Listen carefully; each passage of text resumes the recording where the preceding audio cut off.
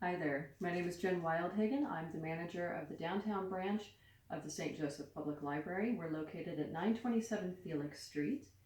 And this is our first virtual edition of our Do-It-Yourself Why Don't You program, or DIY Why Don't You, that we have on the second Monday of every month, usually at the library, but of course, right now, pretty much everything is virtual. Hopefully we'll be back at the library soon enough and you'll be able to join us there. Today, in honor of Earth Day, we're talking about how to recycle bags in a really durable, long-lasting way. We're going to make fabric out of bags by fusing them together. It's a really easy project. It won't take long.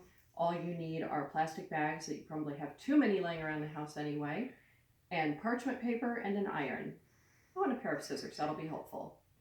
Okay, so let's get started. First, you're going to start with just your standard plastic bag. Today we're just going to be working with ones like you'd get at Hy-Vee or Price Chopper, Target. They're all about the same kind of plastic. Okay, so lay it down and flatten it out, smoothing it completely. Then you're going to fold it in half lengthwise. And do that once more, smoothing it out each time. Trying to keep it nice and even. Then you take your scissors and you just need to chop off the bottoms and tops. So there's the bottom. There's the top. Okay. You're going to do that with 3 bags. We'll do it with a lot more than that to make another bag, but when you open it up, you'll have a bag ready to fuse with more bags. Okay. Okay, so I'm going to set this aside because I have 3 bags ready to start working on right now. Okay, so you want to cut or, rip off a couple pieces of parchment paper to be about the same size. I've used these a couple times, which is why they look a little wonky, but that's another beauty of the deal, is that you can reuse your materials quite a few times before they give up the ghost. All right, so I have completely flattened out 3 plastic bags, and I chose to have the Apple logo on the front. I don't know how many of you remember when Apple Market was in town, and the Target logo on the outside as well. Inside I have a Hy-Vee bag, but you want to pick what your fabric is going to look like. What design do you want on the outsides of your fabric? And then make sure that those logos are facing out. Okay. Make sure that it's inside the edges of the parchment. And when you layer your parchment on top, it also extends over the edges of your plastic. Your iron is going to be set to wool. I have found that that is just about the perfect heat for this project. Okay. When I say fusing bags, what that really means is you're melting them together. Plastic melts under heat. That's all we're doing. But it ends up making a really nice, strong fabric. So put your iron on and then just in a circle. And I usually count to about 10. So that's at about 4. There's 6.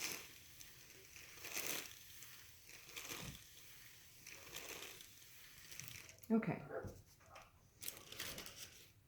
Pull away the top and you can see it's already melting a bit, but it hasn't fused together. So we'll go a little bit more there.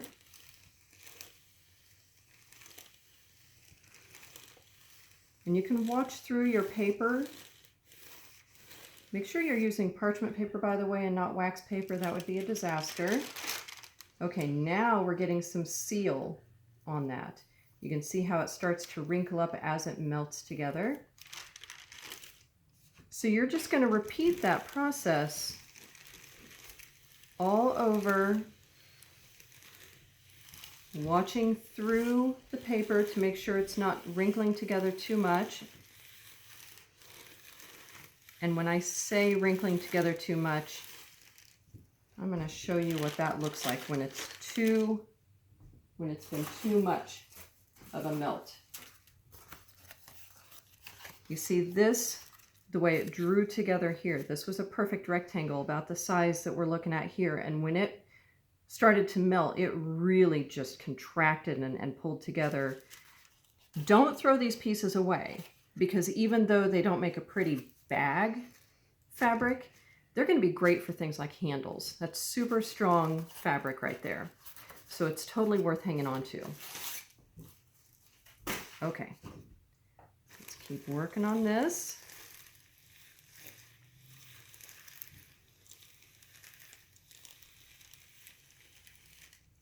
And once you have one side completely sealed to a point where you're satisfied,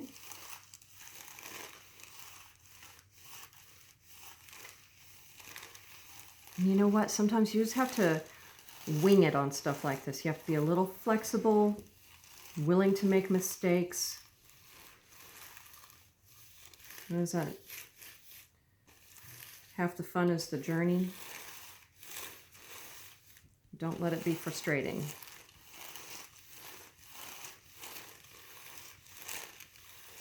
Okay. Once you've started sealing, and I'm not going to do this whole side because I want to show you the next step without taking up too much time. But you see how we're already getting a good melt on this, and we're already really getting probably the top two bags together. So now we want to flip it over and, whoops, cords. We want to do the other side essentially the same way. I made this difficult for myself because I have the fabric overhang toward me and catching the cord. So you can be smarter than I was and not do that to yourself.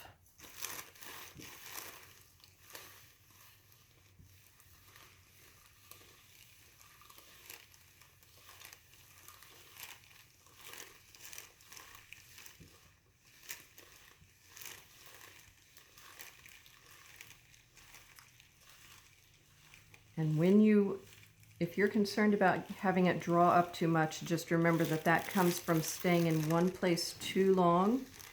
You want to get it nice and hot, but not to the point where it's just going to start pulling together too much. And a lot of it is just going to be time, practice,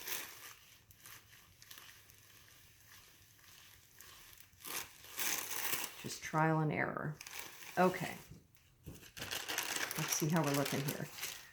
So that's actually coming together really well. I can feel that there's a really good seal right about here. The edges aren't quite together, but you can really, that's not coming apart there in the middle. And that looks like a nice piece of fabric. It didn't pull up too much. It's going to be really pretty to use on a bag. I'm just going to have to work that a bit more to get a piece of fabric that looks about like that.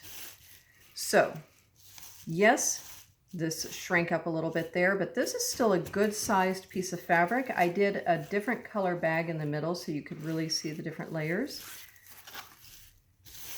But that is a nice, strong piece of fabric that you can use to make another bag that'll hold groceries. If you're worried about bringing a bunch of cans home in a bag so you double bag it, well, you got to figure this is now 6 layers, not just 3 bags. It is 3 bags, but that's 6 layers. So if you make a bag using a piece of fabric like this on each side, that's 6 bags on each side. Well, 6 layers on each side, sorry. That's going to be very strong. Now, there is an alternative. If you don't want to have something quite that strong, you want something that maybe you can fold up and use as a tote, or you're just going to use it for a beach bag or pool bag or whatever. So you're never going to be carrying anything too heavy in it.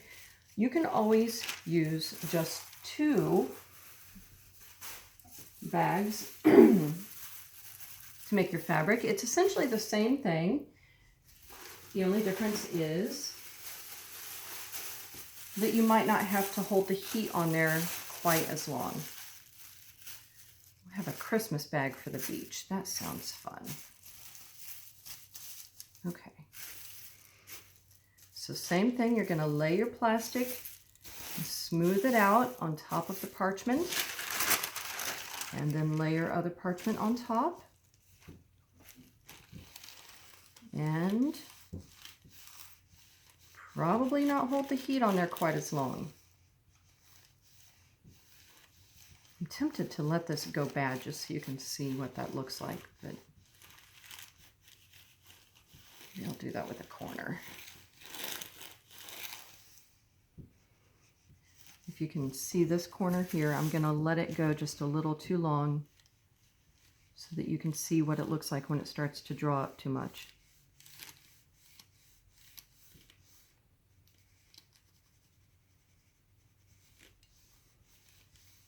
A really good way to make it happen is just to not move the iron at all.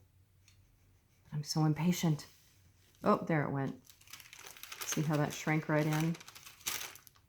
Okay, so don't do that.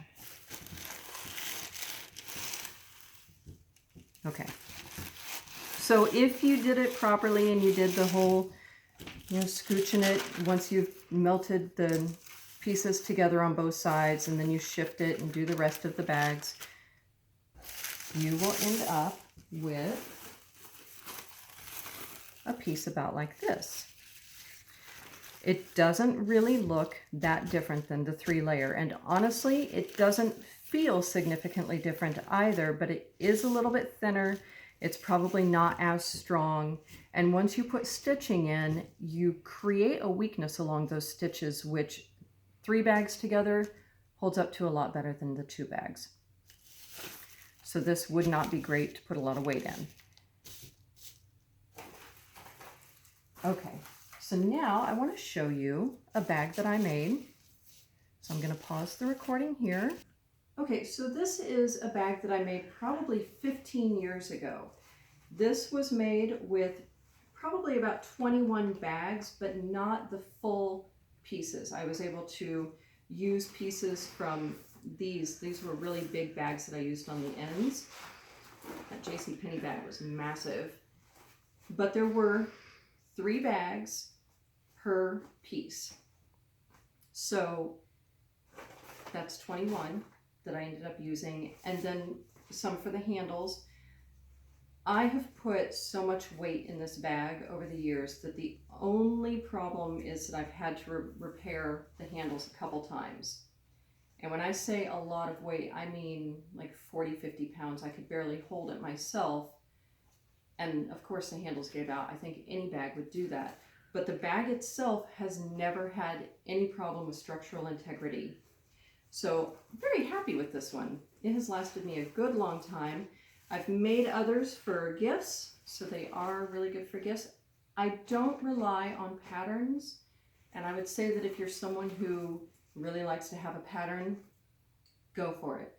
Find a pattern you like, and then you may have to put some of the pieces of fabric that you've made together. You may have to actually stitch them together to make the size and dimension that you need, but then you'll be able to work with that just like a cotton, linen, or canvas that you would use for a bag. Mine aren't the prettiest bags, but boy do they hold up. So that's pretty much it for this installment of Do It Yourself, Why Don't You?